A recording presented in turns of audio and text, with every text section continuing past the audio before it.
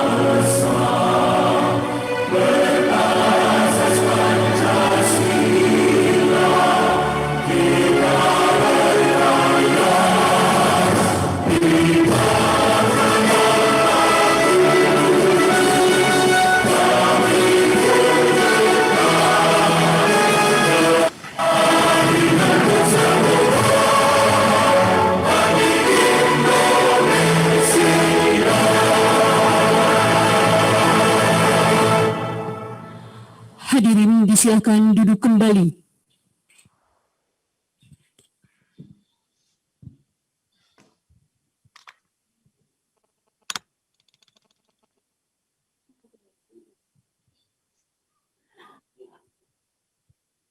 Pembacaan doa oleh Bapak Eka Sentosa dari Badan Litbang Diklat Hukum dan Peradilan disilahkan.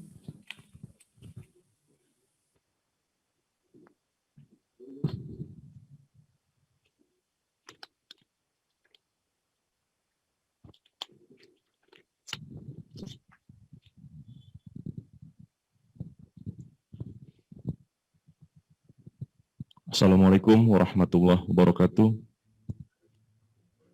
Warahmatullahi wabarakatuh.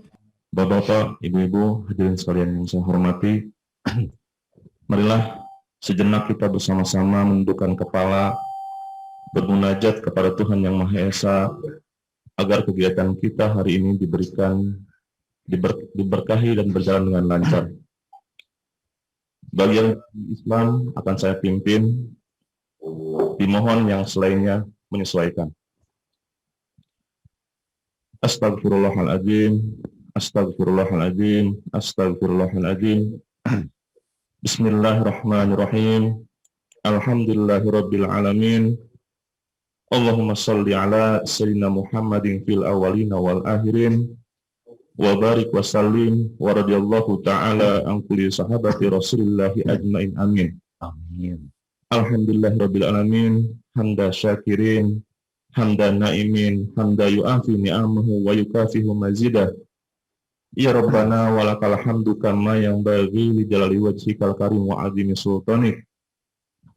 Allahumma shalli ala sayyidina Muhammadin salatan tunzina biha min jamil ahwali wal afat wa taqdilna biha min jami'al hajat wa tutahhirna biha min jami'is sayyi'at wa tarfa'una biha indaka ala darajat wa tuballighuna biha asal ghayat birahmatika ya arhamar rahimin. Ya Allah yang Maha Pengasih lagi Maha Penyayang, puji dan syukur kami panjatkan kehadirat-Mu, karena atas limpahan rahmat-Mu, pada pagi ini kami dapat berkumpul dalam acara pembukaan studi lapangan diklat, pelatihan kepemimpinan administrator. Semoga kegiatan yang kami laksanakan selalu berada dalam lindungan-Mu dan ridho-Mu. Ya Allah yang Maha Mengetahui lagi Maha Bijaksana, karuniakanlah kepada kami ilmu yang bermanfaat, dan berikanlah kami kemudahan dan pemahaman selama mengikuti kegiatan ini. Ya Allah, janganlah Engkau palingkan hati kami setelah Engkau beri petunjuk. Rahmatilah kami, ampunilah kami, sehatkanlah kami, sehatkanlah keluarga kami, dan mudahkanlah segala urusan kami. Ya Allah yang Maha Perkasa, berikanlah kami kekuatan, kesabaran, dan keikhlasan dalam mengikuti kegiatan diklat ini. Serta bimbinglah kami ke jalan yang Engkau ridhoi. Allahumma aghnina bil ilmi, wa zaina bil hilmi, wa aqimna bit taqwa, wa jamilna bil afiyah. Allahumma inna nas'aluka ilman nafi'a, wa amalan mutaqabbalan, wa rizqan halalan thayyiba, mubarakan fi. Allahumma bika asbahna, wa bika amsayna, wa bika nahya, wa bika namut, wa ilaikan nusur. La ilaha illallah wahdahu la syarikalah, lahul mulku wa lahul hamdu, wa huwa ala kulli syai'in qadir. Rabbana atina fid dunya hasanah, wa fil akhirati hasanatan wa qina adzaban nar. Subhana rabbika rabbil izzati amma yasifun wa barakatuh. Waalaikumsalam.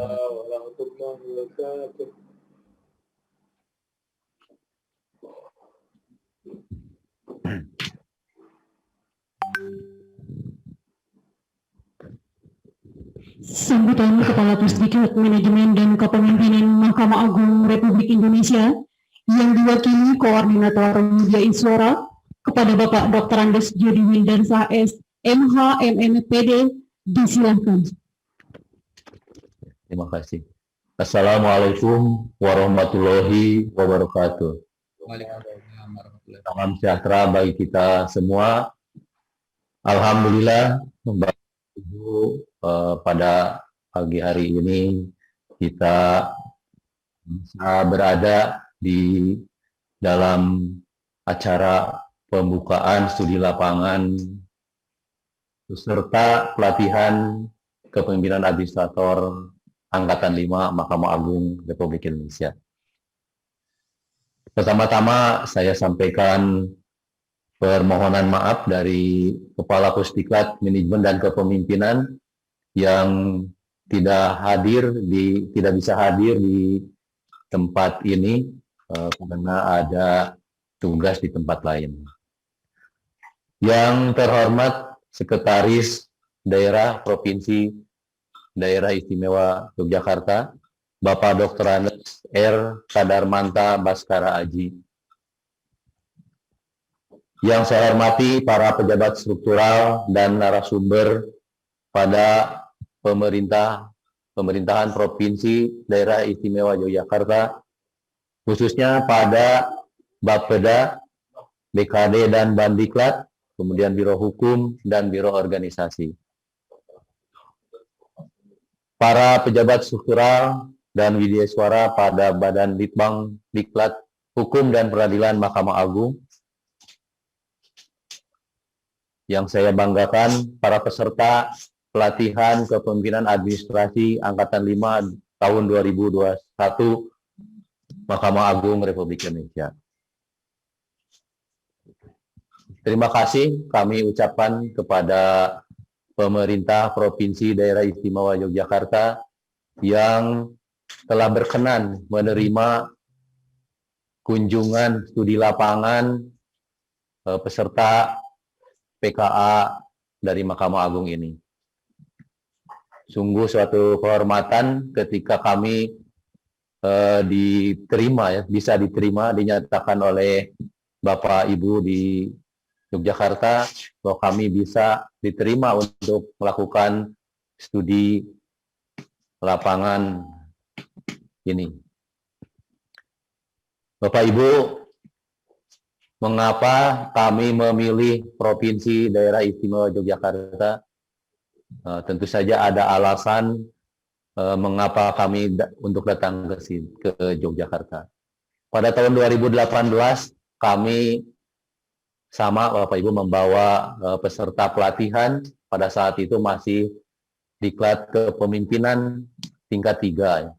Kami datang ke Yogyakarta, yaitu ke kabupaten kota yang ada di Provinsi Daerah Istimewa Yogyakarta. Dan banyak sekali inovasi-inovasi pada saat itu yang kami dapatkan. Dan saat ini, ya, pada saat kami menyelenggarakan pelatihan kepemimpinan administrator ini, kami juga mendapat informasi bahwa Provinsi Daerah Yogyakarta banyak jalankan inovasi-inovasi dalam rangka peningkatan kinerja organisasi melalui pelayanan-pelayanan yang sedemikian rupa, ya. Dan Bapak Ibu, di kami, ya, kalau namanya Yogyakarta itu sudah sangat populer, Pak. Semua orang pasti berkeinginan untuk datang ke Yogyakarta. Nah, Bapak Ibu, para peserta PKA juga, ini Bapak Ibu dari seluruh Indonesia, ini pesertanya tentu saja berkeinginan untuk langsung, tetapi karena situasi saat ini tidak memungkinkan, jadi ya Bapak Ibu datang untuk sementara melalui dunia maya ini, Bapak Ibu. Jadi itu Bapak Ibu kenapa kami memilih Jogja, karena di Jogja banyak sekali inovasi-inovasi yang sudah dijalankan oleh provinsi maupun daerah, kabupaten atau kota. Salah satunya yang kami dapatkan informasi adalah tentang Jogja Plan. Jadi mohon kepada Bapak Sekretaris Daerah Provinsi Daerah Istimewa Yogyakarta ini nanti diberikan kepada kami Bapak informasi tentang bagaimana menjalankan inovasi itu, bagaimana kesiapan para pemimpin di tempat Bapak, kemudian inovasi-inovasi pelayanan apa saja yang sudah dijalankan, lalu bagaimana pemberdayaan sumber daya manusianya, bagaimana Bapak dan Ibu di Jogja membangun jejaring kerja, kemudian juga bagaimana memastikan bahwa kinerja organisasi itu harus dicapai, kemudian juga bagaimana penerapan manajemen risiko, serta bagaimana membuat perencanaan-perencanaan dan penganggarannya. Itu Bapak Ibu yang kami harapkan, peserta harapkan mendapatkan pencerahan, ya, sehingga bisa menginspirasi bagi para peserta khususnya dan kami semua untuk selalu berinovasi di dalam menjalankan pekerjaan. Demikian Bapak Ibu yang dapat saya sampaikan, lebih kurangnya mohon maaf, dan saya akhiri dengan billahi taufiq wal hidayah. Wassalamualaikum warahmatullahi wabarakatuh. Waalaikumsalam warahmatullahi wabarakatuh. Sambutan Sekretaris Daerah Provinsi Daerah Istimewa Yogyakarta, sekaligus pemaparan inovasi-inovasi dan strategi kebijakan serta strategi pengembangan inovasi. Kepada Bapak Dr. Andes R. Kadarmanta Baskara Aji, disilakan. Mohon izin Bapak Sekretaris Daerah untuk berkenan memaparkan kurang lebih selama 30 menit. Baik Bu, Bapak Ibu yang saya hormati, Assalamualaikum warahmatullahi wabarakatuh. Salam sejahtera untuk kita sekalian. Om Swastiastu, Namo Buddhaya, salam kebajikan. Yang sama-sama kita hormati Bapak Kepala Pusdiklat Manajemen dan Kepemimpinan Mahkamah Agung Republik Indonesia yang hari ini diwakili oleh Bapak Koordinator Widyaiswara dan seluruh jajaran yang ada di seberang. Yang saya hormati Bapak Ibu sekalian, para Widyaiswara, para peserta pelatihan kepemimpinan administrator, dan tamu undangan yang saya hormati, saya muliakan. Yang pertama tentu mari kita panjatkan puji syukur kehadirat Allah SWT yang sudah memberikan kesempatan kepada kita sekalian untuk bertemu, walaupun kita tidak bisa bertatap muka secara ragawi, tetapi kita bisa bertatap muka lewat dunia maya. Bapak Ibu sekalian, hari ini saya ditemani oleh bapak-bapak dan ibu-ibu dari pemerintah daerah dari Yogyakarta. Sebelum saya sampaikan lebih jauh, saya perkenalkan terlebih dahulu. Yang ada di sebelah kiri saya ini adalah Bapak Kepala Badan Deklat Daerah Istimewa Yogyakarta. Tolong kameranya bisa diarahkan ke Pak Kapus Deklat atau di zoom out ya. Tolong di zoom out semuanya kelihatan gitu.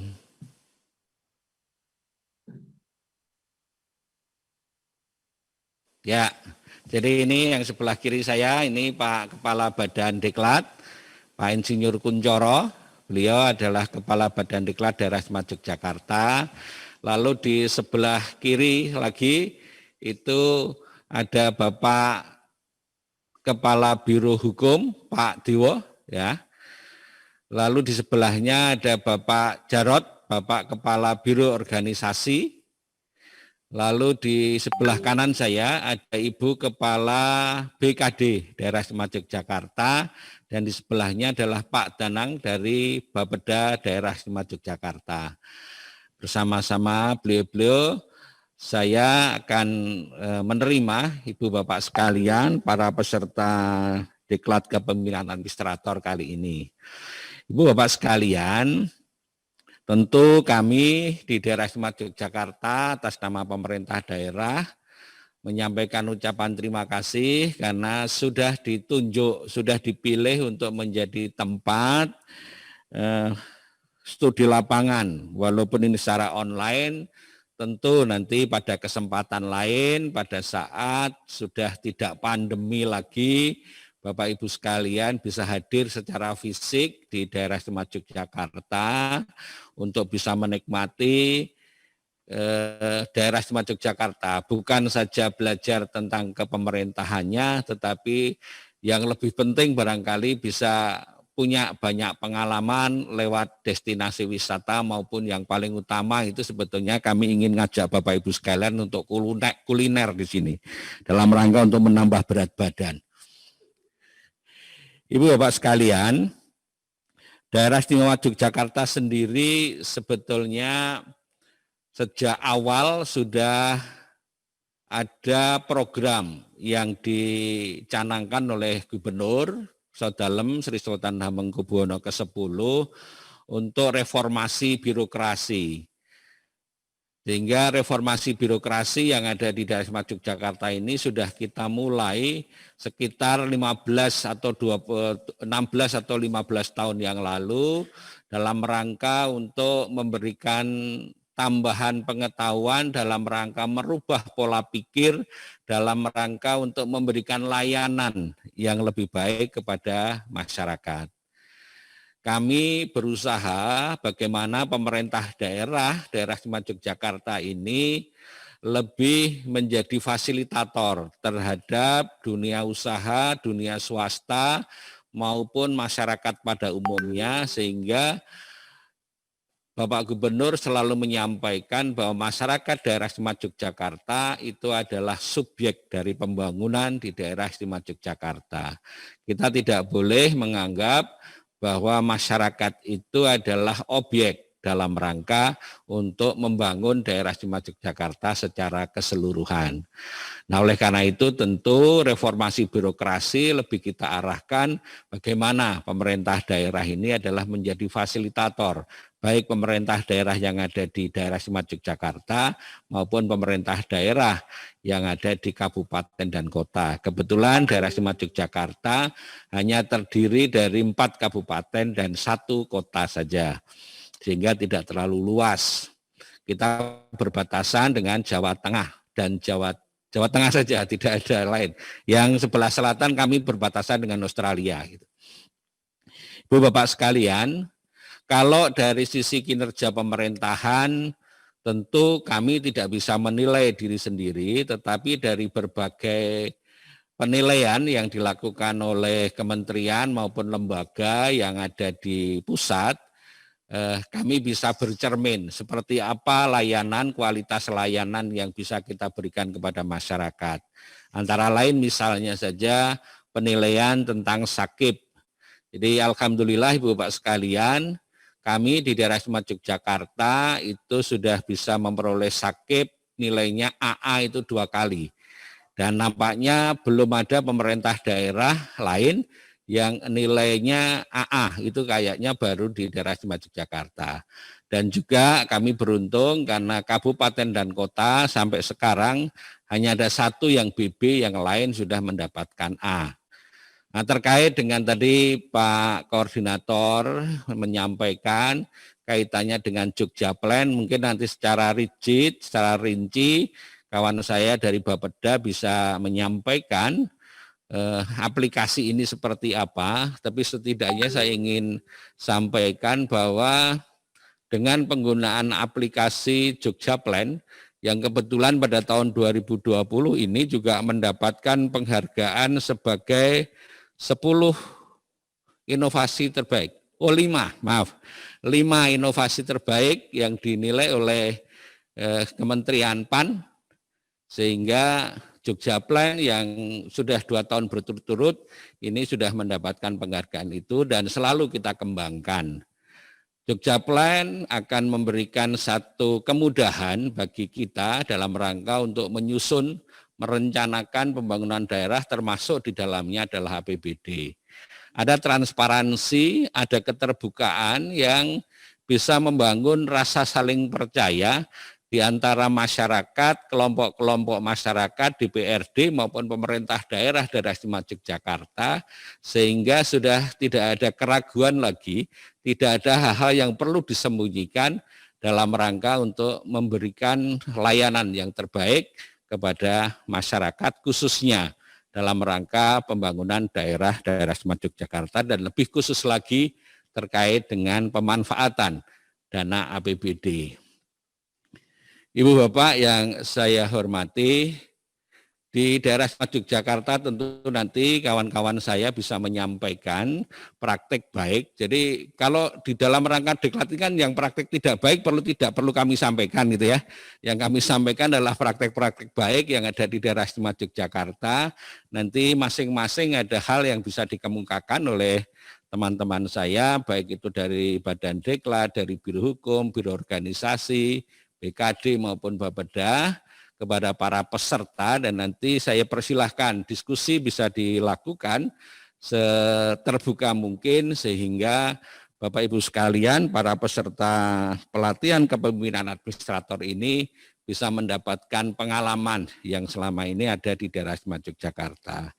Yang terakhir saya ingin sampaikan Ibu Bapak, jadi daerah istimewa Yogyakarta ini sebagaimana sebutannya, kecuali kita ini menjalankan pemerintahan provinsi sebagaimana provinsi-provinsi yang lain, kami juga ditugasi untuk melaksanakan Undang-Undang 13 tahun 2012 tentang keistimewaan daerah istimewa Yogyakarta. Sehingga ada 5 hal yang perlakuannya berbeda antara yang ada di DIY dengan yang ada di provinsi-provinsi yang lain. Antara lain keistimewaan itu adalah terkait dengan gubernur dan wakil gubernur. Yang di daerah lain itu harus ada pilkada, tapi kami tidak perlu ada pilkada karena pada setiap 5 tahun sekali gubernur dan wakil gubernur itu penetapan. Mereka yang jumeneng jadi sultan sekaligus akan menjadi gubernur, dan yang jumeneng jadi Paku Alam itu akan menjadi wakil gubernur sepanjang memenuhi persyaratan gitu ya. Lalu yang kedua yang juga menjadi ciri khas keistimewaan adalah tentang kelembagaan. Jadi lembaga-lembaga yang ada di daerah istimewa Yogyakarta, khususnya lembaga tentang kepemerintahan, itu kita boleh berbeda dibanding yang lain. Saya mengambil contoh misalnya saja, kami punya lembaga yang namanya Paniradio, Pak. Paniradio. Paniradio itu adalah lembaga yang khusus mengurusi keistimewaan, yang di dalamnya ada penasehat gubernur yang disebut dengan Paramporo Projo. Lalu di tingkat di bawah sampai ke pemerintahan yang paling bawah, istilah kami di desa itu bukan lagi desa tetapi namanya kalurahan. Karena mengapa berbeda dengan desa yang lain? Karena desa-desa itu mengemban amanat tugas-tugas kewenangan di bidang keistimewaan sehingga penyebutannya tidak lagi desa tetapi kalurahan. Kecamatannya bukan kita sebut dengan camat tapi penewu atau kecamatannya disebut kapanewon misalnya begitu. Nah ini mungkin nanti Bapak Ibu sekalian bisa gali itu dari teman-teman yang ada di sini. Lalu yang ketiga berkaitan dengan urusan pertanahan. Jadi urusan pertanahan di daerah istimewa Yogyakarta berbeda. Salah satunya misalnya kita kenal di Yogyakarta ini ada yang namanya tanah Sultan Ground, ada tanah Paku Alam Ground yang mungkin di daerah lain tidak ada. Nah itu juga salah satu bagian dari keistimewaan daerah istimewa Yogyakarta, dan erat kaitannya adalah berkaitan dengan tata ruang. Nah tata ruang pun kami juga ada keistimewaan di situ. Dan terakhir yang paling banyak, dan ini menjadi tugas kita sekalian membangun kebudayaan, memajukan kebudayaan. Letak keistimewaan DIY adalah terkait dengan kebudayaan. Bagaimana kita memajukan dan melestarikan kebudayaan yang ada di daerah istimewa Yogyakarta, ini ada perlakuan istimewa yang diemban oleh daerah istimewa Yogyakarta.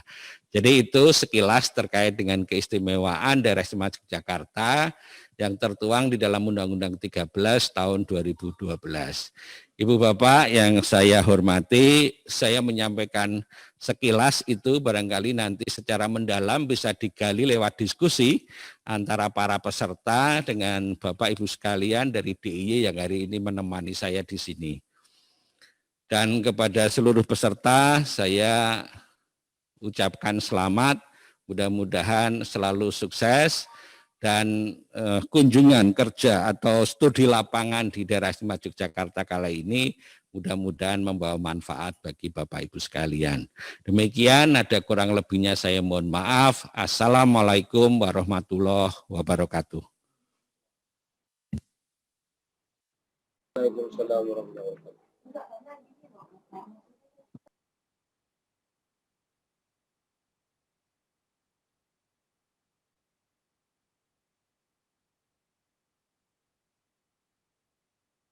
Dari pemerintah Provinsi Daerah Istimewa Yogyakarta.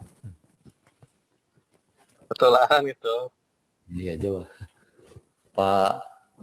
Pak Sekretaris, Pak Sekda, saya menyampaikan sindera mata ini sebagai tanda bahwa kami berkunjung ke tempat Bapak. Terima kasih, Pak. Saya juga menyerahkan cindera mata ini Bapak, Ya, Pak. nanti silahkan diambil atau kami kirim ke Bapak ya. Nanti diambil. Mudah-mudahan bisa menjadi kenang-kenangan bahwa kita sudah pernah bertemu dan saling berkunjung. Oke, Pak. Jadi karena kita belum 5 dimensi, jadi saya tidak bisa menyerahkan secara langsung ini Pak. Ya, Pak.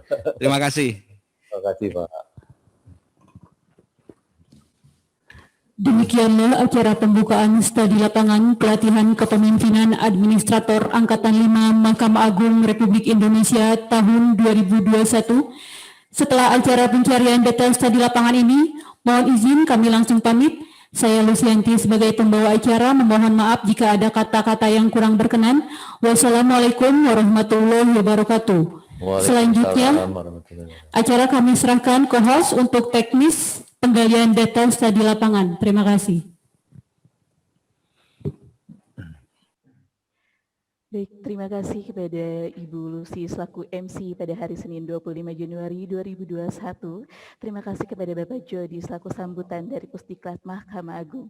Demi mengefisiensikan waktu untuk memulai kelas inti pada hari Senin 25 Januari 2021 akan dipimpin oleh Bapak Martono Ujianto RSHMH selaku moderator pada hari ini. Kepada Bapak Martono Ujianto kami persilakan.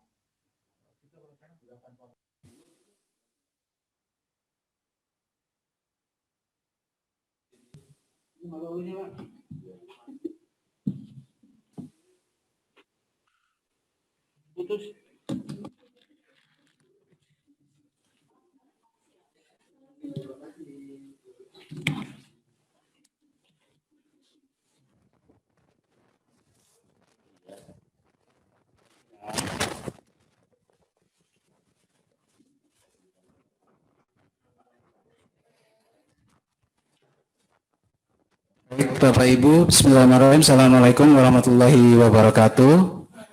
Selamat pagi, salam sejahtera untuk kita semua. Karena masih ada di layar, terima kasih kepada Bapak Sekretaris Daerah Daerah Istimewa Yogyakarta bersama Bapak-Bapak yang hadir dalam acara pembukaan. Baik Bapak Ibu peserta pelatihan kepemimpinan administrator, setelah ini kita akan membagi kelas kita menjadi 4 sesuai dengan kelompok masing-masing. Kelompok pertama dengan narasumber dari Bapeda, kemudian kelompok kedua dengan narasumber dari BKD dan Bandiklat, kelompok ketiga dengan narasumber dari Biro Hukum, dan kelompok keempat dengan narasumber dari Biro Organisasi.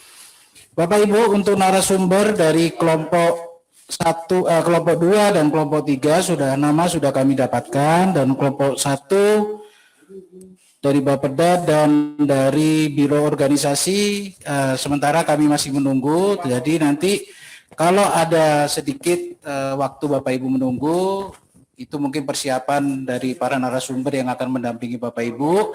Kemudian rencananya para narasumber akan memberikan memberikan penjelasan dan melakukan sesi tanya jawab dan wawancara dengan Bapak Ibu dari tempat tugasnya masing-masing. Jadi mungkin ada Bapak Ibu akan menunggu ya sekitar 5 atau 10 menit sampai beliau para narasumber sudah siap untuk mengisi sesi tanya jawab di kelompok masing-masing.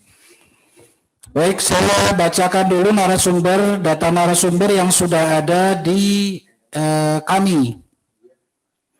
Karena yang sudah ada adalah kelompok 2 dan kelompok 3, maka saya bacakan dulu yang kelompok 2 dan kelompok 3.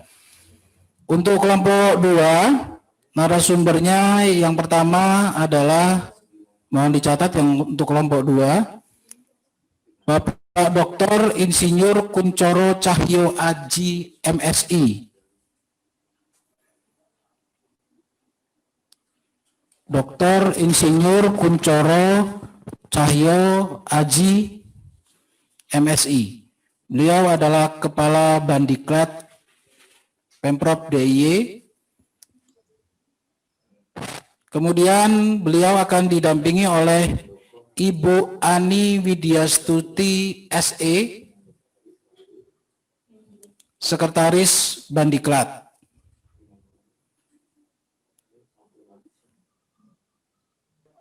Diulangi, Pak. Baik. Untuk kelompok 2, karena ada 2 OPD yang akan Bapak Ibu wawancarai, maka yang pertama untuk narasumber dari Bandiklat adalah Bapak Dr. Insinyur Kuncoro Cahyo Aji MSI. Beliau adalah Kepala Bandiklat. Didampingi oleh Ibu Ani Widyastuti SE, Sekretaris Bandiklat. Masih untuk kelompok 2, dari BKD yang akan menjadi narasumber adalah Bapak Amin SH MEC Dev, tulisannya DEV. Beliau adalah Kepala BKD Daerah Istimewa Yogyakarta.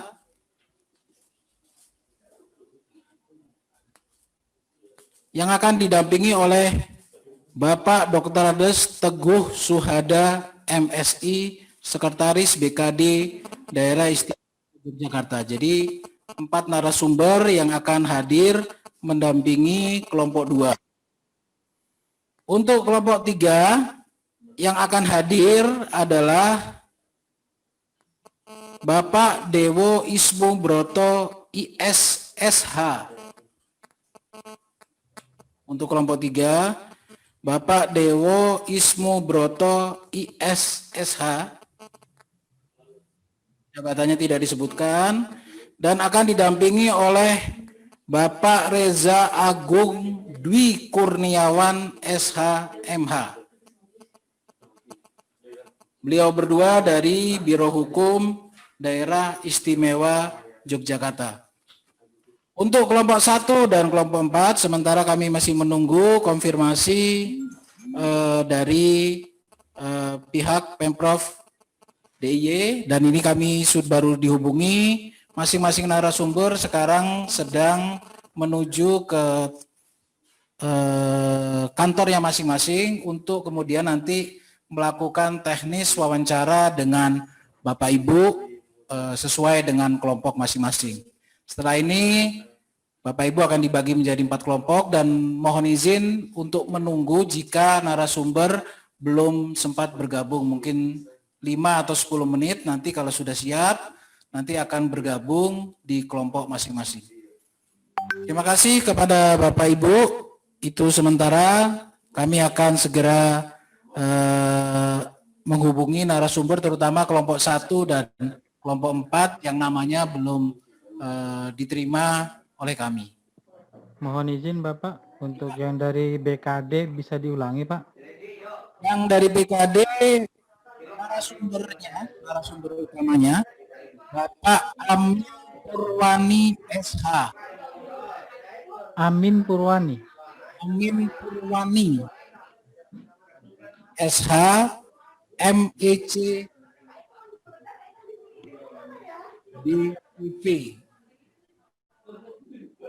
Beliau adalah Kepala BKD Daerah Istimewa Yogyakarta. Untuk kelompok 2, Pak. Beliau didampingi oleh Bapak Dr. Andes Teguh Suhada, MSI, Sekretaris BKD Daerah Istimewa Yogyakarta. Ya, itu untuk kelompok 2, Pak, Bu. Untuk kelompok 3, Pak. Bapak Untuk kelompok 3, Bapak Dewo Ismu Broto dan Bapak Reza Agung Dwi Kurniawan. Untuk lengkapnya nanti Bapak Ibu bisa tanyakan langsung dengan narasumber masing-masing. Kurniawan, Pak Reza Agung Dwi Kurniawan.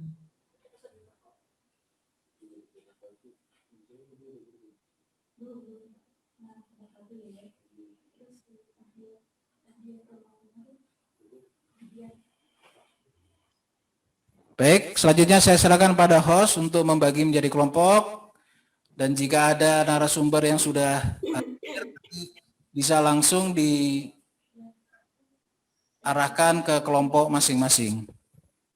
Bapak Ibu, teknis penggalian data sesuai penjelasan kemarin akan berakhir sampai jam 12 waktu Indonesia Barat. Jika sebelumnya nanti data yang Bapak Ibu peroleh sudah cukup, maka Bapak Ibu bisa meninggalkan lift dan nanti tepat jam 1:30 Bapak Ibu langsung masuk ke kelas kita masing-masing untuk mulai menyusun laporan studi lapangan sesuai dengan penjelasan yang sudah diberikan tempo hari.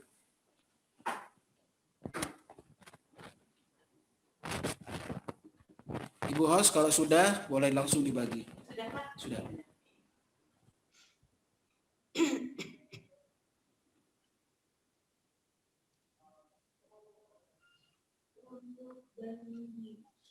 Di kelompok 2 ya, Pak?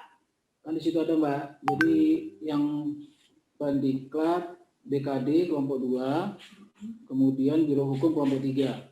Nama-namanya udah nggak ada namanya ya? Yang Bapak kasih ini kan ya, Pak, sesuai ini aja.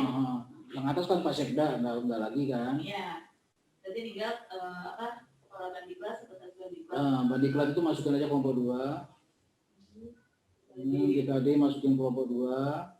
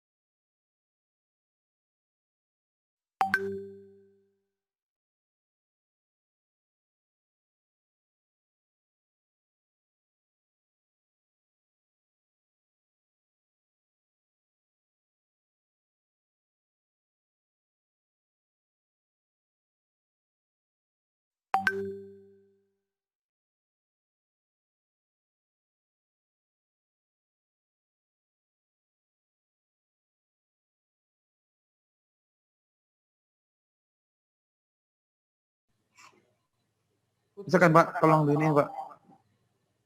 Iya, monggo, baik, Bang. Tapi tetap nongol di situ Bu ya. Ramayani, Iya.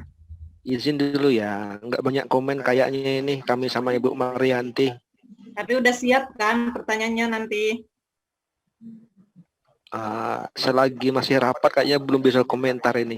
Ya, izin aja sebentar Pak, mau nanya sebentar. Itu nanti kalau Bu Dengar aja Marianti nanti, saya dengarkan dengan aja ya. Pak Madio yang masih rapat, mungkin nanti bisa diwakilkan Mbak Novi, Pak Mislan,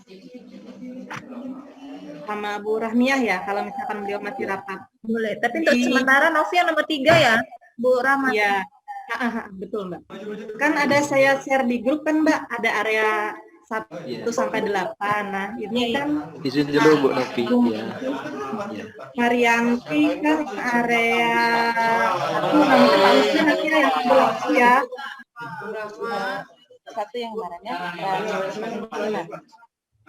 Bu Rahma. Ya. Iya Bunda. Ini kan yang pertanyaan ya, yang bagaimana berhubungan ya dengan saya dengan Bu Mariati ini ya Bu. Bunda nomor 2 Bunda. Yang nomor 2 pertanyaannya Bunda.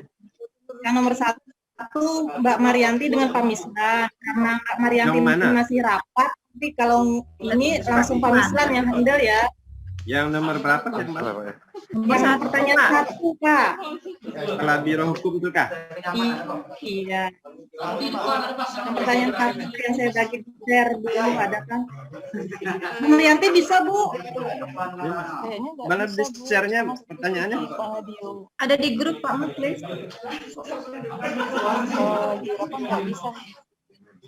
Oh ya oke. Pak Mislan ya menggantikan Bu Marianti ya, pertanyaan nomor 1 ya ada di grup yang saya kirim tadi malam. Nanti saya kirim juga pertanyaan sama Pak Mislan. Sudah saya kirim. Oke. Area 2 Bu Mariana ya. Area 3 Mbak Novi. Area 4 Pak Mukhlis. Area 5 Pak Iqbal. Area 6 Pak Evan. Area 7 Bu Rahmiah. Area 8 Pak Ngadio. Halo Pak, siap nggak? Pak Ngadio, area 8 gimana Pak? Rapat juga sama Bu Marianti.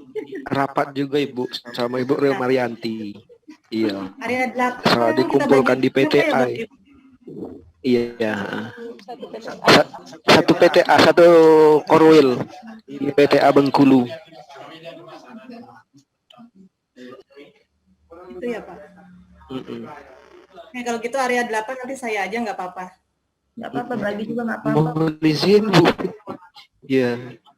Bantu Mbak Novi kan cuma 1 area 3. Bantu Mbak Novi ya area 8 ya. Area 8 juga. Ya, area 8. Jadi saya fokus ke bab 1 aja ya. Oke. Ya. Oke, siap dah. Izin semua ya. Mohon izin. Satu satker ini, satu Korwil dengan di Bengkulu ini. Iya, lagi dipanggili semua. Iya Bunda. Saya mengikuti aja. Dua ini kan pertanyaannya ada sampai 1, 2, 3, 4, 5, 6, 7, 7-nya ya nanya. Kan di area 2 ini ada nomor 2 itu pertanyaannya cuman ini Bun. Yang nomor 2 itu pertanyaannya 1, 2, 3, 4, 5, 6. Iya betul. Betul kan Bu? Ini sekalian kita Inovasi tanya. pelayanan Bun. Apa saja yang di Biro Hukum Pemprov, regulasi apa saja ya Bun? Ya ini ya. Mungkin gini Bun, itu kan pertanyaan udah masuk semua ke sana. Nah tinggal kita aja nanti disesuaikan kalau mereka udah jawab duluan, kecuali nanti kita menanyakan ulang, mungkin gitu ya Bun. Iya. Atau ada data yang masih kurang deh. Bu Rahma. Iya Mbak. Saya tadi catat sedikit, mumpung ingat saya share aja ke grup ya. Catatan-catatan saya ya. Boleh, di bab 1.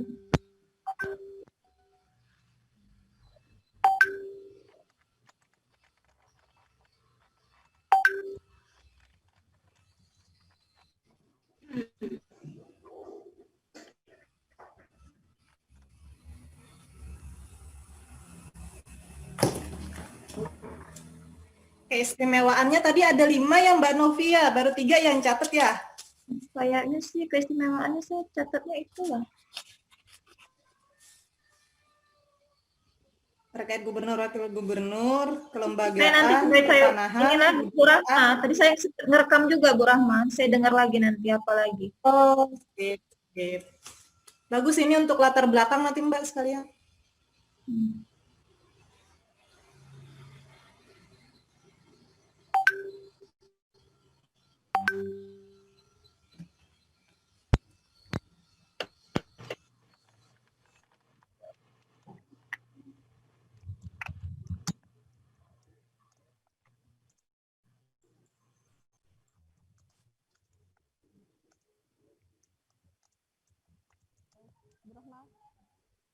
Iya. Tadi itu area itu maksudnya urutan bertanya saya di sini area apa bertanya keempat urutan pertanyaan gitu. Bu, suaranya pelan Ibu. Pasang. Suara Ibu pelan. Pasang. Pasang ininya. Pasang headset Ya. Bu.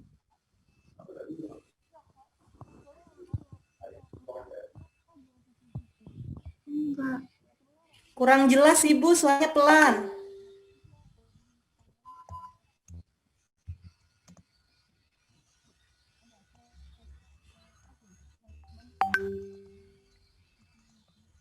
Nggak kedengeran Rahmi ya suaranya.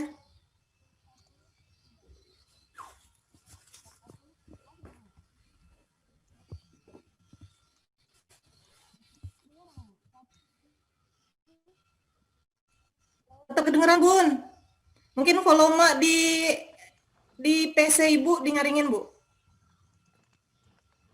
Tes 1. Ya, kedengeran. Sip. Kedengeran. Ya. 1, 2, bagus Bu. Iya, kedengeran Bu. Kan? Ya, jelas. Sorry.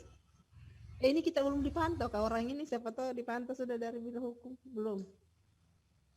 Bentar saya lihat dulu.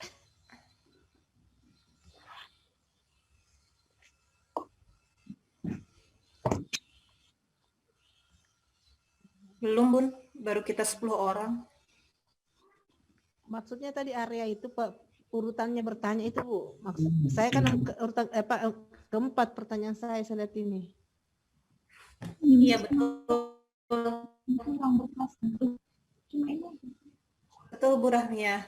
Saya keempat ya. Bu Rahmia ketemu. 7. Kenapa yang saya print ini Nak? Lupa Bang. Ya kan? Yang print di grup ini. Madinah itu juga. Iya itu yang kemarin itu kan saya ketik yang sesuai bikin pertanyaan, cuman karena kita pengen satu-satu jadi dirubah, jadi pertanyaan nomor 7 Ibu.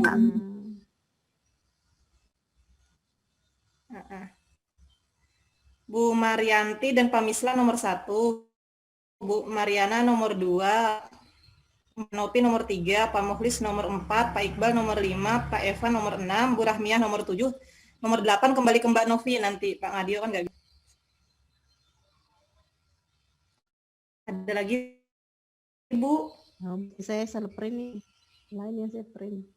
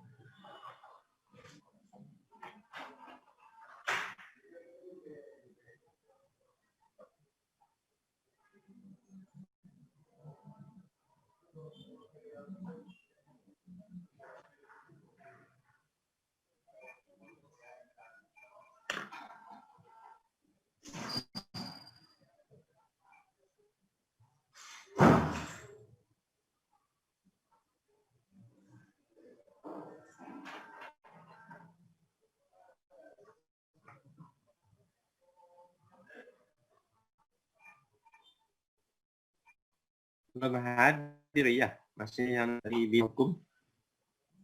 Jadwalnya kalau nggak salah kan kita 9.30 ya. Oh ya, tinggal 1 menit lagi.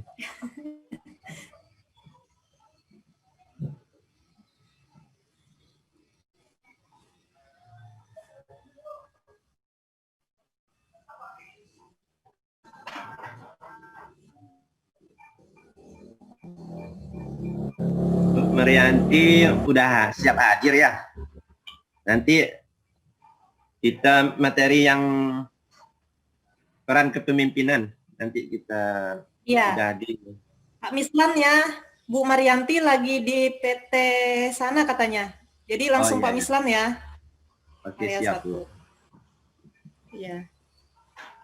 Pak Mislan, dibaca aja yang dibagi sama Bu Rahma itu, Pak. Iya, oke. Oh, siap.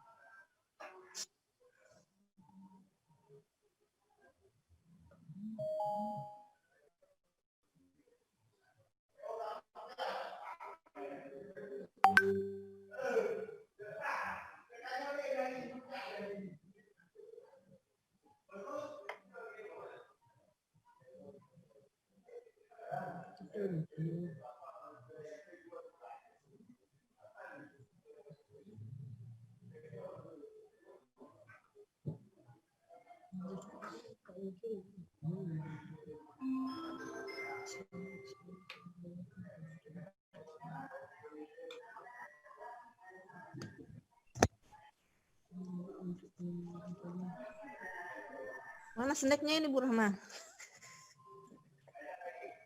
Snacknya mana? Belum nyampe ya pempek Pak Mulis.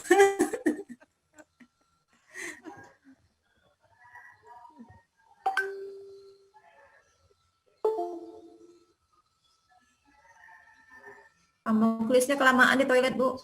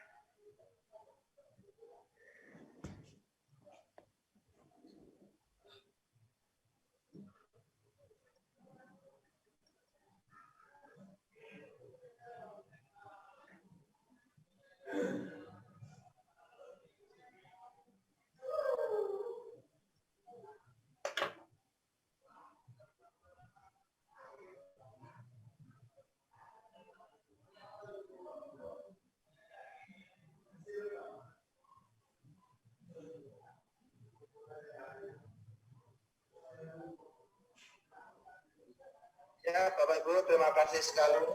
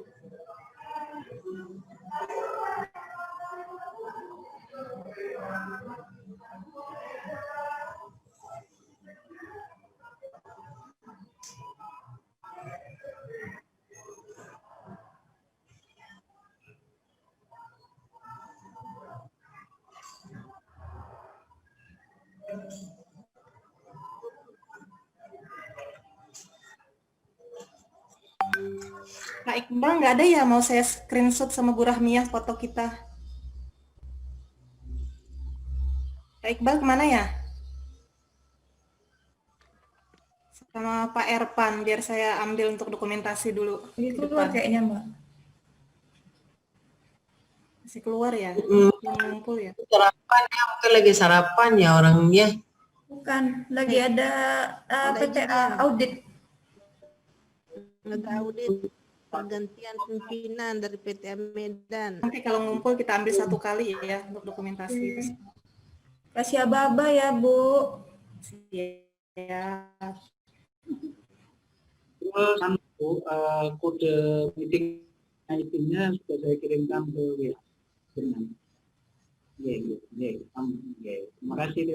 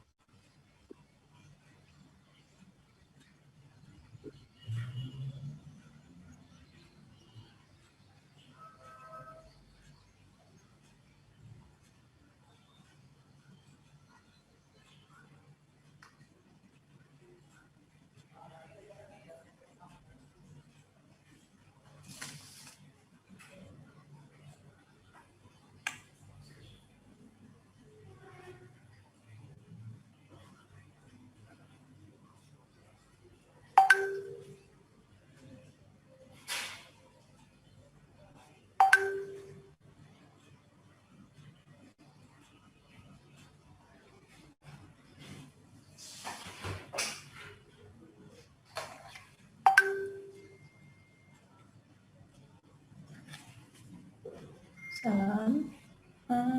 Riko mana?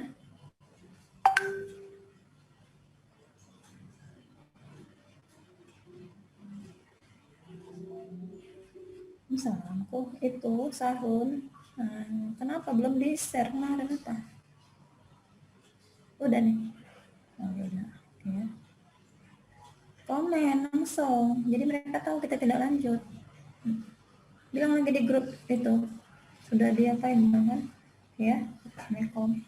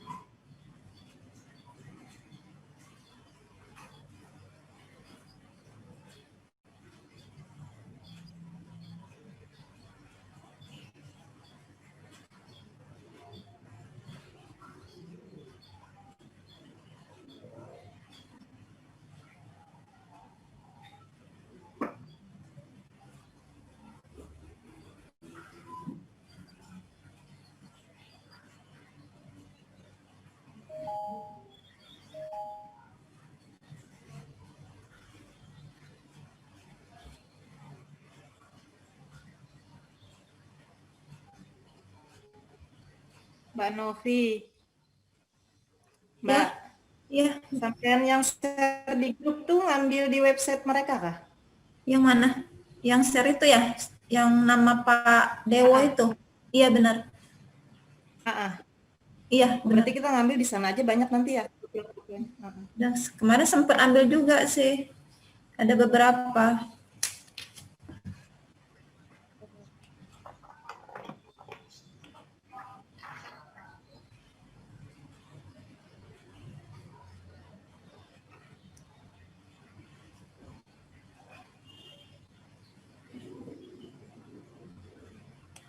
Struktur organisasinya perlu, Bu Rama?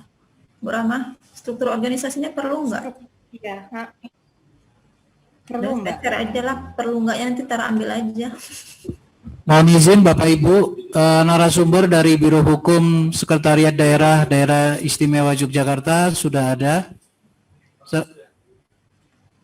Assalamualaikum, selamat pagi Pak Dewo. Waalaikumsalam warahmatullahi wabarakatuh. Oke. Baik Bapak, masih di mute Pak.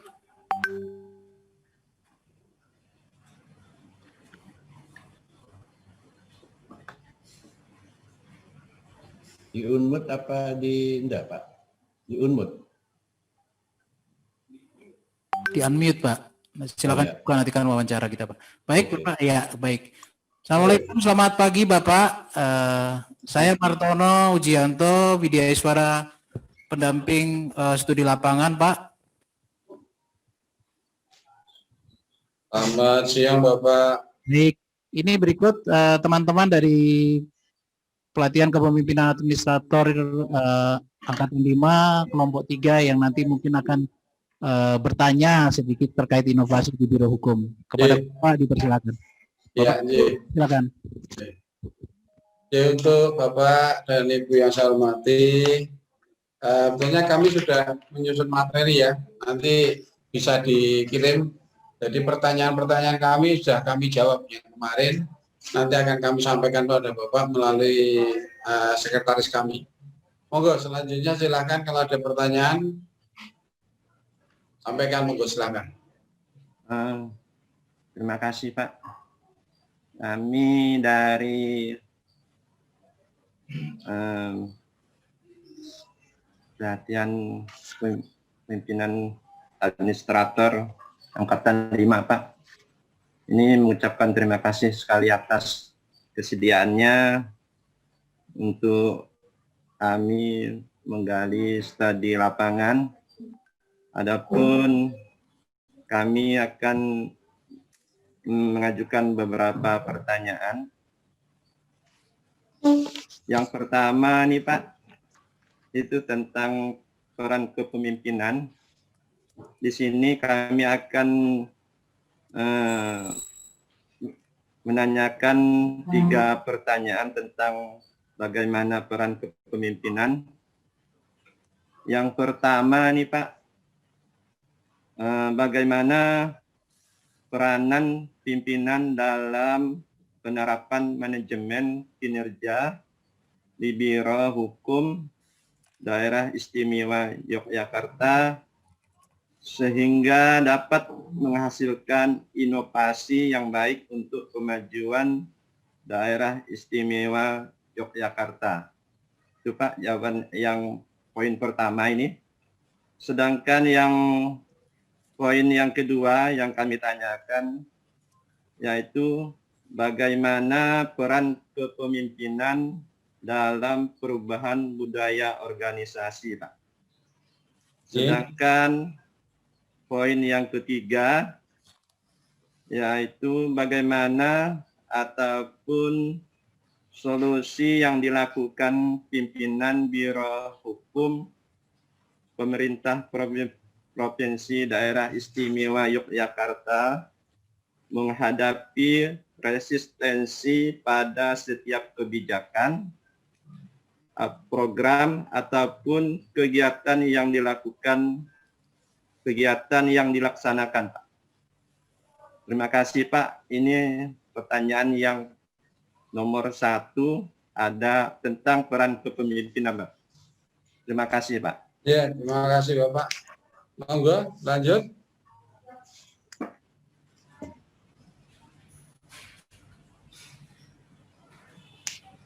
Ya, dilanjut atau kita jawab dahulu? Ya Bapak. Assalamualaikum warahmatullahi wabarakatuh. Waalaikumsalam warahmatullahi wabarakatuh. Terima kasih kepada Bapak yang telah bersedia waktu kepada kami PKA Angkatan 5 untuk berkunjung ke daerah Bapak, dan kami telah menyiapkan beberapa pertanyaan. Terima kasih sekali lagi Pak. Langsung saja ke pertanyaan Pak untuk mengingat waktu.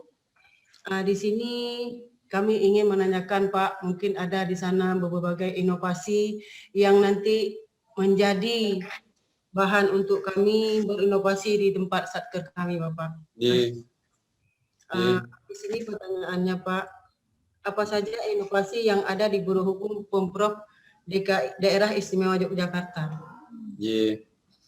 Yang kedua Bapak, apa saja regulasi yang mendukung inovasi yang ada di Biro Hukum Pemprov Daerah Istimewa Yogyakarta? Yang ketiga Bapak, bagaimana nanti implementasinya inovasi pelayanan publik dalam mewujudkan pelayanan yang prima? Ya, mungkin ini agak banyak Pak pertanyaannya. Yang keempat, bagaimana menyikapi ketidaksiapan SDM dalam mewujudkan inovasi pelayanan yang efektif?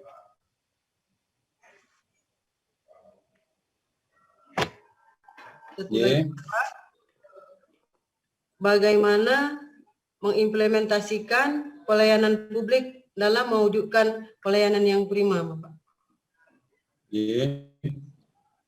Mungkin dari saya, ini Bapak pertanyaannya.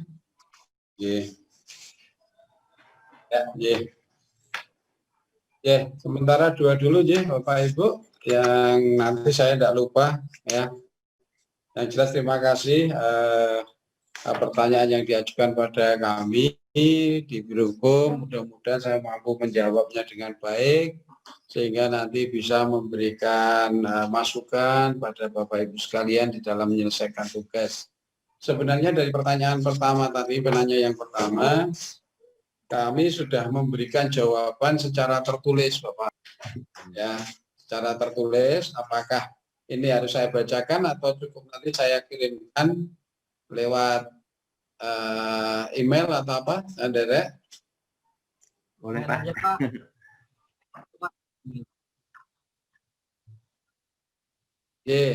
Saya email ya.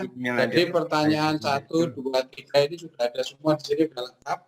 Nanti saya minta alamatnya email Bapak ya Pak ya. Ya, ada kekurangan nanti Pak. Betul Bapak. Jadi pertanyaannya bagaimana peranan dalam penerapan kinerja, bagaimana peranan pimpinan ya dalam penerapan kinerja. Jadi Bapak Ibu sekalian saya hormati, peranan pimpinan dalam sebuah institusi itu untuk menghasilkan sesuatu hasil kerja, kan? Yang mana posisi seorang pemimpinan itu harus mampu menggerakkan bawahannya untuk melaksanakan atau mencapai tujuan yang diharapkan, ya. Sehingga pemimpin di sini menjadi satu tolak ukur yang utama untuk menghasilkan sebuah kinerja. Untuk itu seorang pemimpin itu harus bisa memberi contoh dan tauladan, ya, sehingga anak buahnya ini bisa melaksanakan kerja sesuai dengan apa yang diharapkan. Yang ketiga sebagai contoh dan sampai itu juga bisa memposisikan diri. Nah, itu seorang pemimpin itu harus bisa memposisikan dirinya bukan sebagai pemimpin, tetapi lebih pada manajer. Ya, kita bisa menggerakkan orang dengan kesadarannya, sehingga dia bisa memposisikan diri ketika ada sebuah persoalan, dia sebagai motivator juga untuk menyelesaikan. Kedua juga bisa sebagai memposisikan diri sebagai teman, sebagai sahabat, ya, bahkan kadang-kadang sebagai orang tua. Ini pemimpin yang menurut saya yang bisa dijalankan sehingga anak buah itu dianggap sebagai rekan kerja, tidak sebagai bawahan, Sehingga kemudian ketika posisi itu sebagai rekan kerja, kita akan saling mengisi, kemudian saya yakin pelaksanaan tugas bisa jalan dengan baik. Secara detail nanti ada di sini Bapak ya, tidak perlu saya ulang, nanti saya email. Kemudian terkait dengan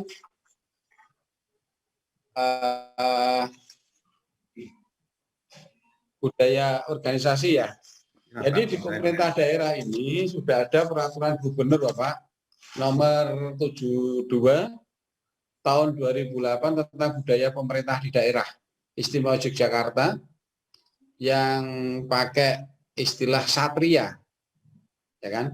Satria ini merupakan singkatan Bapak yang di dalamnya ada unsur selaras, jati diri, teladan atau keteladanan, rela melayani, inovasi, yakin percaya diri, ahli profesional, ya, yang di dalam internalisasi budaya pemerintah ini Biro Hukum dilakukan secara terus-menerus, Bapak. Ya, kami setiap bulan ada pertemuan, ya, yang kita lakukan untuk melakukan internalisasi budaya kerja. Agar nilai-nilai yang terkandung di dalam satria tadi, selaras, akal budi luhur, teladan, rela melayani, inovasi, dan lain sebagainya itu terpatri di dalam setiap karyawan yang ada di Biro Hukum, setiap ASN yang ada di Biro Hukum, sehingga inilah menjadi satu budaya yang melekat, yang dilaksanakan setiap hari, sehingga mampu memperbaiki pelayanan yang ada di Biro Hukum. Jadi intinya itu. Kemudian bagaimana solusi yang dilakukan pimpinan untuk menghadapi resistensi kebijakan atau jadi resistensi ini merupakan hal yang wajar dalam mencapai suatu perubahan Bapak. Namun hal tersebut harus diatasi dengan baik dan cermat karena dapat berperan seperti pisau bermata dua menurut kami kan gitu. Jika mampu diatasi dengan baik akan berubah menjadi tenaga ekstra yang dapat memacu perubahan lebih cepat, tetapi jika tidak hati-hati dalam menjalani kerikil tajam tersebut akan menghambat pencapaian tujuan. Beberapa cara untuk mengatasi resistensi di Biro Hukum yaitu misalnya menyampaikan informasi yang lebih sederhana sehingga lebih mudah dimengerti oleh semua pihak, ya kan? Kemudian melakukan komunikasi yang proporsional, artinya di dalam setiap kegiatan komunikasi, koordinasi itu hal yang sebuah penting. Sehingga setiap anak buah atau setiap peserta rapat itu diberi kesempatan yang sama, ya, di dalam menyelesaikan sebuah persoalan di dalam topik pada saat diadakan rapat atau komunikasi atau koordinasi. Kemudian melibatkan ASN Biro Hukum dalam proses, jadi kita di dalam satu manajemen kan dimulai dari perencanaan sampai dengan pelaksanaan ya Bapak ya. Sehingga kami selalu melibatkan rekan-rekan di Biro Hukum ini dari sejak perencanaan, ya kan, sampai dengan pelaksanaan. Ya, sehingga hal itulah yang menyebabkan resistensi yang terjadi di Biro Hukum ini kecil sekali. Jadi Bapak, intinya seperti itu, tapi secara lengkapnya ada di dalam jawaban kami. Kemudian dari Ibu, inovasi yang jadi inovasi apa saja yang ada di Biro Hukum Bapak? Jadi di Biro Hukum ini adalah unit staf ya Bapak ya. Unit staf di mana tugasnya membantu Bapak Sekretaris Daerah, sehingga inovasi yang kami lakukan tidak begitu banyak karena kita tidak banyak melayani masyarakat. Kita lebih banyak membantu kepada Pak Gubernur di dalam menyiapkan regulasi. Namun demikian bukan berarti kami tidak punya inovasi Bapak. Ada dua yang bisa memberikan manfaat yang terasa sekali, yaitu yang pertama adalah klinik konsultasi hukum. Ya kan?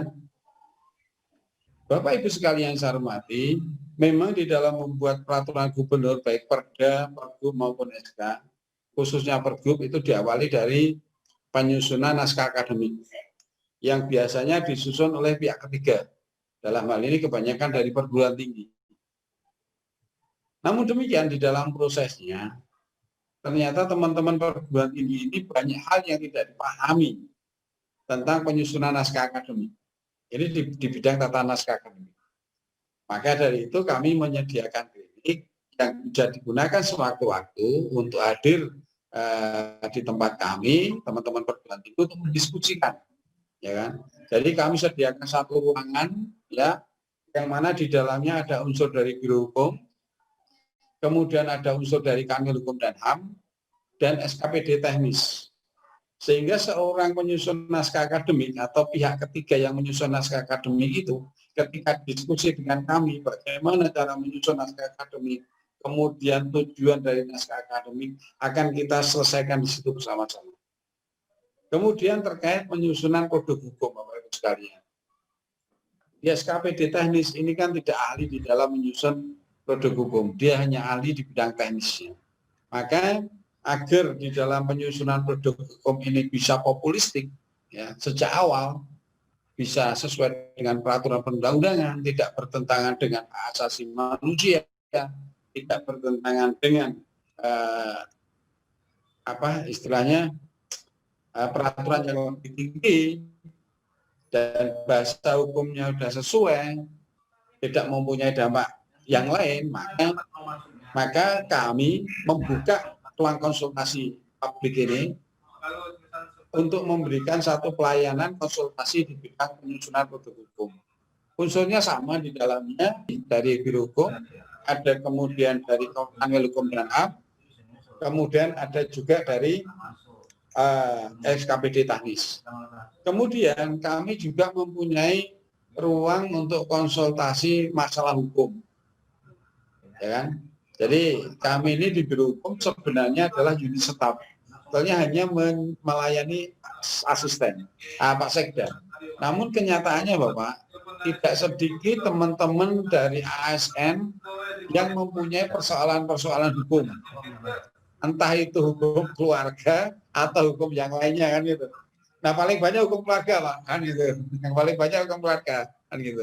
Nah kami sediakan ruang yang sangat tertutup sehingga untuk menjamin kerahasiaan, ya, teman itu mereka bisa memanfaatkan untuk melakukan konsultasi. Yang duduk di situ siapa? Kami Biro Hukum, kemudian ada dari Kejaksaan Tinggi terlibat di situ, ya, kemudian dari unsur kepegawaian, ya, dia dengan bebas mengungkapkan persoalan dan kita jamin kerahasiaannya. Karena memang menarik Pak, dengan tingkat kesejahteraan pegawai meningkat, ini ternyata persoalan keluarga semakin banyak Pak. Mungkin inovasi yang terjadi di pegawai negeri Pak, ya. Oke, Pak. Jalan 4. Kita masih aja Pak. Nanti kalau ada kita pasti mereka yang marahkan kita yang mau tanya nanti. Kemudian apa saja? Kemudian regulasi yang inovasi yang kedua, Pak. Kami di dalam memberikan pelayanan dokumentasi, karena kami ini kan meskipun unit staf, tetapi kami memberikan pelayanan dokumentasi secara menyeluruh. Kami ada bagian dokumentasi.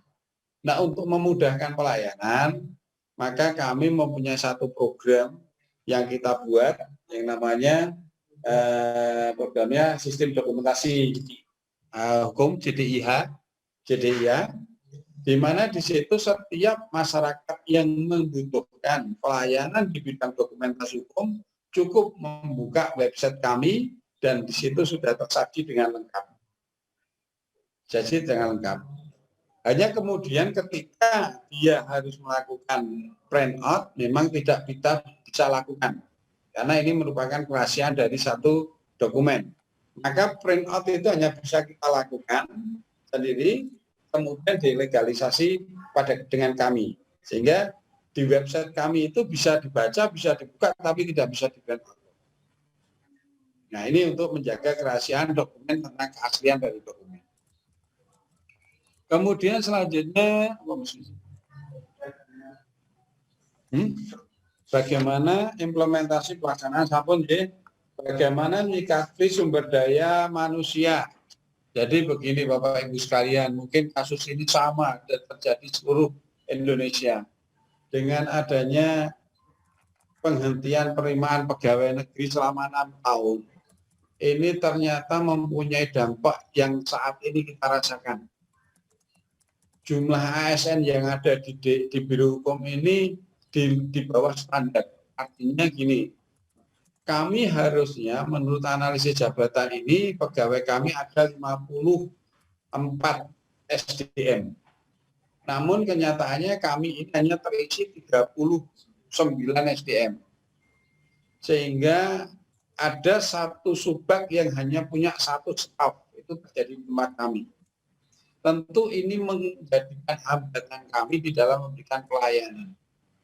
Baik pelayanan dalam hal penyiapan bahan-bahan kebijakan di bidang hukum maupun pelayanan-pelayanan di bidang dokumentasi hukum. Nah, kami, bagaimana cara mensikapi kami? Ya, kami karena sudah menyadari bahwa tenaga kami sangat terbatas, maka kami semua sepakat Bapak Ibu sekalian bahwa kami memanfaatkan waktu kami secara efektif. Ya kan?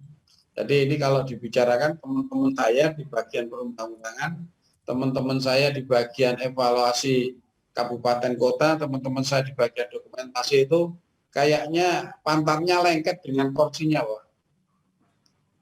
Tidak pernah meninggalkan ruangan, karena memang ketika meninggalkan ruangan, kecuali untuk sholat dan makan siang, karena memang pekerjaannya itu sudah menunggu.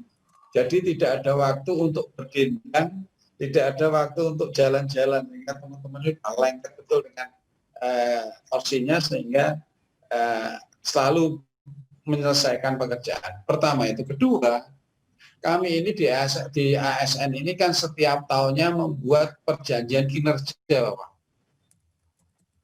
Setiap tahunnya membuat perjanjian kinerja. Saya selaku Kepala Biro Hukum membuat perjanjian kinerja dengan Pak Sekda. Kabak saya membuat perjanjian dengan saya, dan Kasubagnya melakukan perjanjian dengan Kasubagnya, stafnya juga bertindak demikian. Nah, di dalam perjanjian kinerja itu adalah isinya adalah target-target kerja yang harus kita selesaikan. Nah, karena jumlah orang itu tidak sesuai dengan yang sesungguhnya, maka target kerja itu melampaui, Pak. Tetapi karena itu tertuang di dalam perjanjian kerja, maka teman-teman suka tidak suka, mau tidak mau melaksanakan. Karena itu nanti kaitannya dengan penilaian kinerja. Di samping itu, kaitannya dengan pendapatan dari tunjangan tambahan penghasilan. Nah, inilah yang menyebabkan, yang mendorong, bukan menyebabkan, yang mendorong teman-teman memiliki motivasi untuk menyelesaikan pekerjaannya tepat waktu, karena itu bagian dari perjanjian kinerja. Kemudian Bapak, di samping itu Bapak, memang kami ada kesempatan menambah SDM, tetapi sifatnya tidak umum, tidak teknis, tetapi hanya membantu. Yaitu di tempat kami diberi kesempatan untuk membuka peluang nakban. Nakban itu petugas pembantu, tenaga pembantu. Tetapi juga tidak banyak Bapak, karena ini hanya ditempatkan di administrasi, bukan di teknis. Di administrasi dan bukan teknis. Itu kira-kira Bapak langkah-langkah yang bisa kita lakukan. Sekali lagi nanti di tulisan sudah lengkap. Bagaimana menjadikan pelayanan di Biro Hukum lebih baik Bapak. Jadi saya yakin setiap manusia, setiap institusi itu tetap ada banyak kekurangannya, tetapi kami selalu mencoba meningkatkan. Dengan cara apa Bapak? Sekali lagi kami punya forum setiap bulan sekali kita adakan evaluasi kinerja. Nah, di dalam evaluasi kinerja itu kita menyampaikan target-target yang sudah kita capai, kemudian hal-hal yang harus kita bangun ke depan agar pelayanan lebih baik. Jadi itu Bapak, jadi kuncinya adalah di komunikasi dan koordinasi yang secara efektif kita lakukan, sehingga kita bisa memberikan pelayanan yang baik kepada masyarakat. Insya Allah tiap tahun mengalami peningkatan. Kira-kira itu Bapak yang bisa saya sampaikan. Monggo ada lagi yang perlu penegasan, monggo silakan.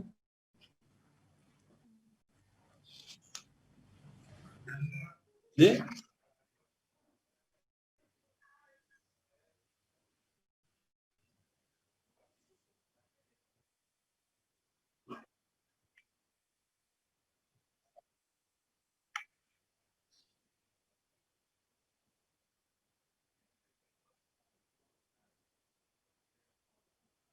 Ya. Ya.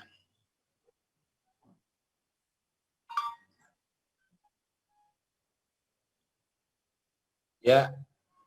Ya. Ya. Ya. Nakban ya. Ya. Ya, namanya nakban, tenaga bantu.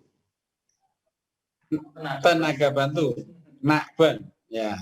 Bukan anak bantu. Tenaga bantu. Tenaga bantu. TTN kali.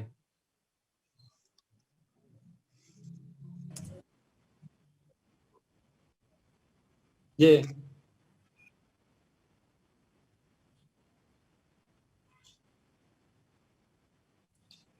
Ya.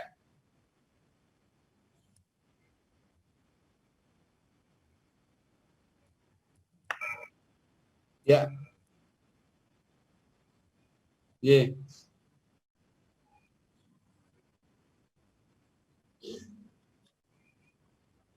Ya, betul. Ya.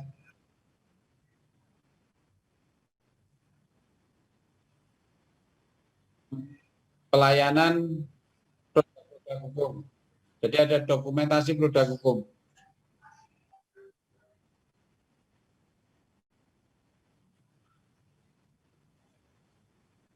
Membantu Bapak Sekda atau Bapak Gubernur di dalam memberikan pelayanan kepada masyarakat tentang ketersediaan produk-produk hukum daerah.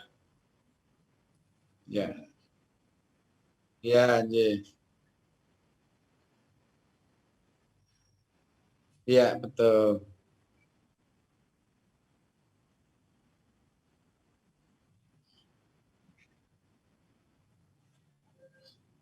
Jadi kalau dulu punya sendiri, sekarang sudah terintegrasi Bapak, karena dengan dibentuknya kantor Kominfo ya, Kominfo, maka semua website harus lewat beliau, jadi lewat Kominfo. Ya, jadi hanya satu diharapkan nanti ke depan hanya ada satu website pemerintah daerah yang mengintegrasikan beberapa website yang ada di dinas-dinas atau biro-biro, sehingga nanti istilahnya itu dinas Kominfo itu sebagai corong bicaranya pemerintah daerah melalui website kan gitu. Ya. Ya. Ya. Betul. Betul. Ya, siap, ya. Masih Pak. Ya. Monggo Bapak. Pak. Izin Pak. Ya. Tadi kan, mohon maaf, perkenalkan saya Novi Andriani dari Pengadilan Agama Binjai dari kelompok 5 nih Pak ya, PKA 5. Yang tadi kan saya dengar bahwasannya terkait dengan kebijakan pemerintah tentang MOU seperti MOU itu pembatasan atau penerimaan CPNS yang dalam kurun waktu 6 tahun ini kan ditiadakan ya kan Pak? Berarti kan pengaruhnya sangat besar, tidak hanya di instansi Pemprov DIY, tapi juga di semua instansi kementerian lembaga lainnya. Yang saya tanyakan ini kan terkait dengan keterbatasan sumber daya manusia Pak. Jadi kan dengan keterbatasan sumber daya manusia ini kan berarti kan bisa dikatakan minimnya sumber daya manusia, mungkin ada ya peningkatan kompetensi sumber daya manusia untuk menutupin keterbatasan SDM tadi Pak. Saya kira yang saya tanyakan itu langkah apa saja yang dilakukan oleh Biro Hukum khususnya dalam hal ini untuk meningkatkan kompetensi pemberdayaan sumber daya manusia tadi Pak. Sekian Pak, terima kasih.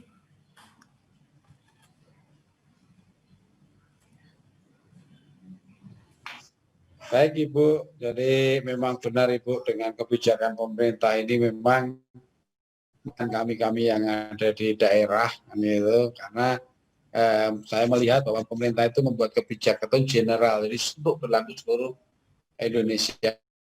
Padahal kita tahu sebenarnya persoalan itu adalah pada penempatan ASN. ya kan gitu. Namun demikian Bapak Ibu sekalian, melakukan peningkatan kompetensi tentunya Biro Hukum tidak bisa berjalan sendiri, Ibu. Kami bekerja sama dengan Diklat, ya. Kami sudah sering melakukan latihan di bidang penyusunan produk hukum, ya Mas ya, Mas Desa.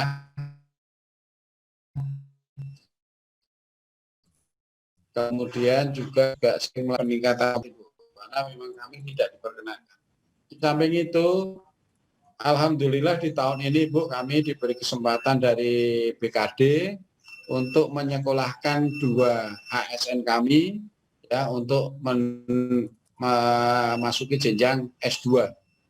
S2 baik yang ada double degree maupun yang ada di Indonesia. Ya, ini memberikan tambahan amunisi kami untuk lebih profesional ini ke depan kita. Jadi itu Ibu, tadi ada 2. Di samping itu pembinaan rutin yang kita lakukan, diskusi-diskusi internal yang ada di Biro Hukum yang kita lakukan, ini juga bagian-bagian yang bisa kita untuk menambah kompetensi yang ada. Ya gitu Ibu. Ya, terima kasih Pak. Pak izin Pak, saya Ibu Rahmi duluan ya.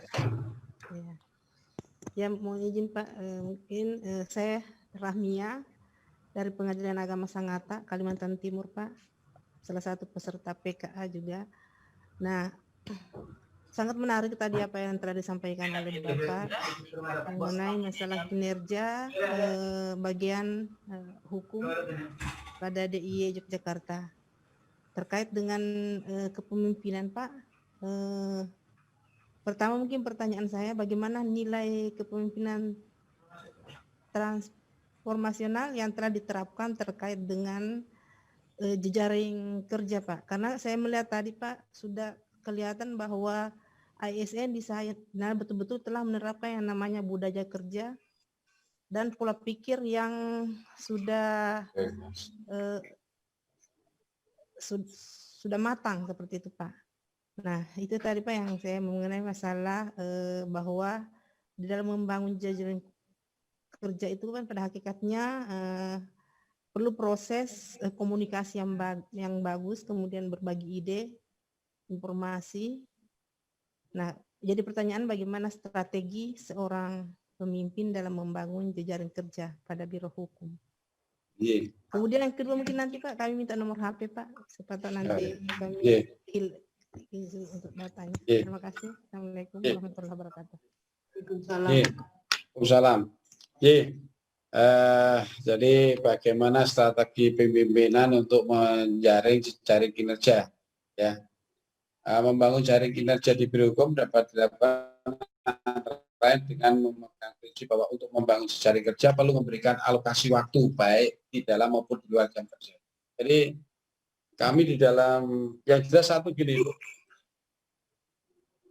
bagaimana seorang pemimpin itu bisa menggerakkan satu roda organisasi dengan baik. Itu tentunya kalau seorang pemimpin itu bisa berada di hati para ASN, pada para pegawai yang ada di lingkungannya.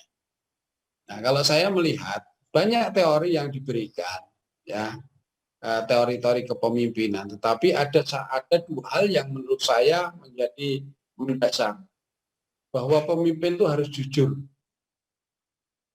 1, 2, pemimpin itu harus amanah. Ketika seorang pemimpin itu jujur dan amanah, saya yakin dia mempunyai satu visi untuk membangun fondasi yang kuat agar institusi yang dipimpin ini mampu untuk mencapai visi misi yang ditetapkan oleh pimpinan.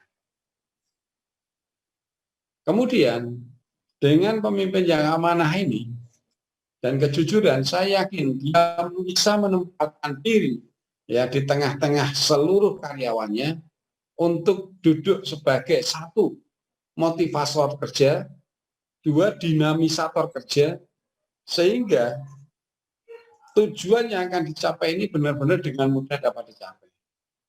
Jadi kalau saya mengatakan itu strategi, ya.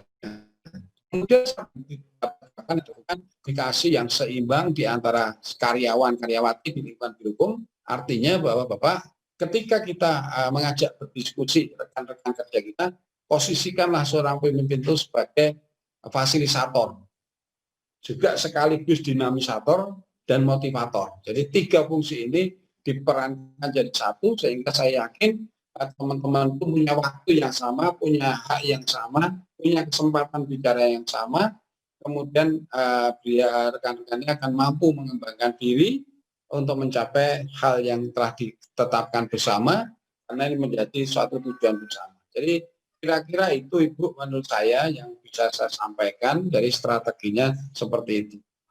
Ya. Kemudian nomor HP saya Ibu 081 328 31 3410. Ulang Pak, diulang Pak. 08. Ulang Pak. 081 Ya. 328 31 34 10.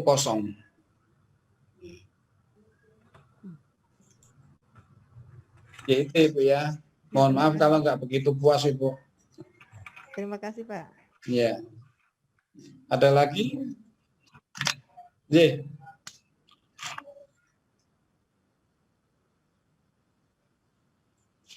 Ya, tidak apa-apa Bapak.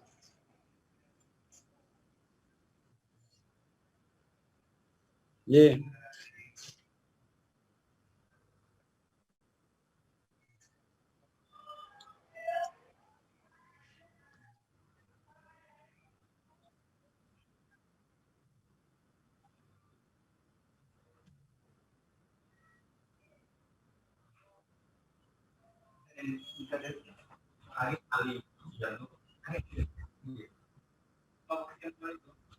Ya.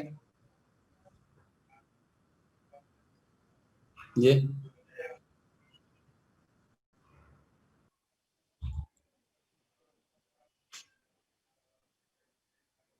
Ya.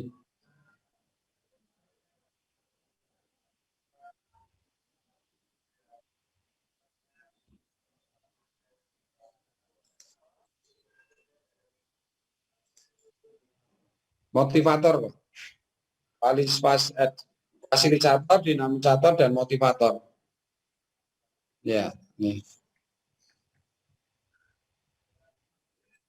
Nih. Nih. Nih. Ya, ada lagi? Saya Pak. Ya. Saya Pak, mohon Pak. Ya. Ya Pak, terkait mengenai ini tadi ada beberapa teman-teman tadi sudah banyak yang menanyakan tentang SDM juga, tentang mencari kerja, tentang inovasi dan SDM. Jadi saya akan memperdalam Pak mengenai apakah di Biro Hukum itu, izin Pak, kedengaran nggak suaranya Pak? Ya, sekarang udah dengar, tapi kurang dengar. Oh siap Pak. Ya.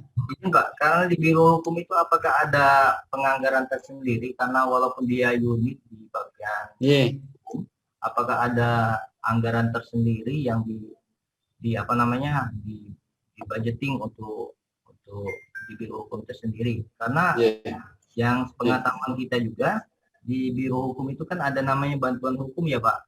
Ada, terkait mengenai perkara-perkara orang-orang yang prodeo lah ya Pak. Ya, apakah memang itu dalam kategori pidana atau perdata dan sebagainya. Berarti secara tidak langsung pengaturan anggaran juga ada di Biro Hukum ya Pak. Ya, Nah, bagaimana mensiasati planningnya Pak? Dari planningnya sampai dengan realisasinya seperti itu. Pertanggungjawabannya itu apa langsung ke Biro Hukum sendiri atau ada di bagian lainnya untuk anggaran? Terima kasih Pak. Terima kasih Bapak. Jadi kami di Biro Hukum itu istilahnya selaku KPA Bapak, kuasa pengguna anggaran. PA-nya ada di Pak Sekda. Nah, karena kami sebagai kuasa pengguna anggaran, maka kami diberi kesempatan untuk melakukan perencanaan anggaran. Nah, setelah perencanaan anggaran, kami diberi kesempatan untuk melaksanakan anggaran dan mempertanggungjawabkan anggaran. Jadi, dari perencanaan, pelaksanaan, dan penanggung-jawaban anggaran itu ada pada kami. Nah, memang di Biro Hukum ini ada 4 bagian, Bapak. bagian yang pertama, jadi strukturnya adalah Biro Hukum selaku Kepala Biro Hukum, kemudian ada bagian dokumentasi hukum, kemudian ada bagian perundang-undangan, kemudian ada bagian pengawasan daerah bawahan, kemudian ada bantuan hukum, Bapak. Nah, terkait dengan penganggaran di bantuan hukum, Bapak, atau penanganan, kami Biro Hukum sekali lagi saya sampaikan bahwa kami adalah unit staff. Karena kami Biro Hukum ini kami adalah selaku wakil gubernur dalam hal berperkara di pengadilan. Namun satu sisi, kami juga kadang-kadang diberi tugas tambahan oleh Bapak Sekda untuk mendampingi ASN yang berperkara. Ini itu.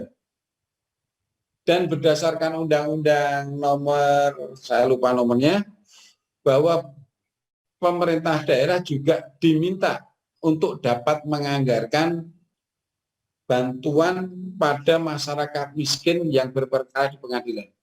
Tetapi yang terakhir ini tidak kami lakukan, Bapak. Kami lebih melakukan koordinasi dan komunikasi dengan Kejaksaan Tinggi sebagai pengacara negara dan kepada kantor hukum dan HAM. Karena di Kanwil Hukum dan HAM DIY ini sudah disediakan anggaran setiap tahunnya untuk bantuan masyarakat miskin yang berperkara. Sehingga kami Biro Hukum tidak melakukan penganggaran itu, kami cukup melakukan fasilitasi dengan melakukan koordinasi kepada dua institusi tersebut. Kemudian bagaimana, siapa yang menangani perkara di pengadilan ketika Pak Gubernur digugat? Itu ada kami selaku pengacara daerah. Jadi kami tidak disumpah Bapak, tapi kami otomatis pengacara daerah, tapi otomatis tidak bisa beracara untuk masyarakat umum. Kemudian kami didampingi juga oleh pengacara swasta. Juga kerjasama dengan Kejaksaan Tinggi untuk mendampingi kami. Namun di dalam berperkara di pengadilan, yang maju di pengadilan di persidangan adalah kami dari Biro Hukum. Karena apa Bapak? Karena pengacara-pengacara swasta ini dibayar oleh Biro Hukum sangat murah Bapak. Jadi kami tidak berdasarkan paket kasus tidak, tapi kami gaji per bulan. Jadi ada dua pengacara swasta kita libatkan di Biro Hukum, kita gaji per bulan. Sangat murah Bapak, alhamdulillah. Tapi kerjanya juga efektif Bapak, kan gitu. Jadi dia hanya membantu kami ketika ada gugatan, kemudian kita pelajari bersama, nanti kita membuat jawaban, kita jawab bersama-sama, itu tugasnya seperti itu. Ya, tapi yang di persidangan adalah kami. Itu kira-kira Bapak yang bisa saya sampaikan. Ya, ada Pak. lagi Bapak? Ada tambahan sedikit Pak, izin Pak. Yeah. Karena apa namanya Biro Hukum ini kan tukang menghasilkan produsen hukum lah, perda segala macam. Apakah perda-perda yang dibuat itu memang seluruh OPD, seluruh organisasi pemerintah itu dihasilkan dari Biro Hukum, ataukah OPD yang selain itu membuat aturan-aturan sendiri atau berpusat di Biro Hukum? Karena nampaknya apa namanya yang dihasilkan di Biro Hukum itu pun dipertanggungjawabkan di DPRD ya kalau nggak salah ya Pak. Izin Pak. Bagaimana jejaring kerjanya Pak? Apakah kolaborasi antara DPRD dengan pemerintah daerah dan apa instansi terkait? Izin Pak. Jadi begini Bapak, setiap OPD yang membutuhkan perda selalu lewat Biro Hukum. Kan? Namun pertama yang harus dilakukan OPD adalah membuat naskah akademik. Kan? Dari naskah akademik itulah maka kemudian OPD menyiapkan draft rapordanya. Baru kemudian dikirim Biro Hukum untuk kita kaji secara materi dan kita kaji secara yuridis. Setelah kita kaji secara materi secara yuridis masuk, maka kami kirimkan kepada DPRD untuk dijadwalkan masuk di Bapem Perda. Nah, di Bapem Perda nanti kita sidangkan bersama, kita sandingkan mana yang inisiatif pemerintah daerah, mana perda inisiatif DPRD, kita bahas bersama-sama untuk mematangkan. Apakah perda-perda yang disiapkan oleh eksekutif itu sudah dilengkapi dengan dokumen-dokumen? Apakah materinya itu sudah sesuai dengan kewenangan? Apakah materinya itu tidak bertentangan dengan peraturan perundang-undangan? Itu kita kaji bersama-sama dengan DPRD di Bapemperda. Ketika di Bapemperda itu sudah bisa disepakati, maka setiap tahunnya kita membuat Propemperda, Bapak. Ya kan? Propemperda. Nah, ketika Propemperda itu sudah tersusun dengan keputusan DPRD, maka kita melakukan penjadwalan bersama-sama untuk melakukan pembahasan. Nah, disitulah nanti dari Bapemperda mengirimkan kepada Dewan, ya, perda mana saja di triwulan pertama ini akan dibahas. Itu masuk agenda. Nah, setelah itu kita susun bersama-sama membentuk pansus. Nah, pansus ini, Bapak, unsurnya dari DPRD, dari OPD teknis, dari Konwil Hukum dan HAM, dari Biro Hukum, dan instansi vertikal. Nah, di pansus inilah kita akan bahas bersama-sama, ya, baik dari sisi substansi materi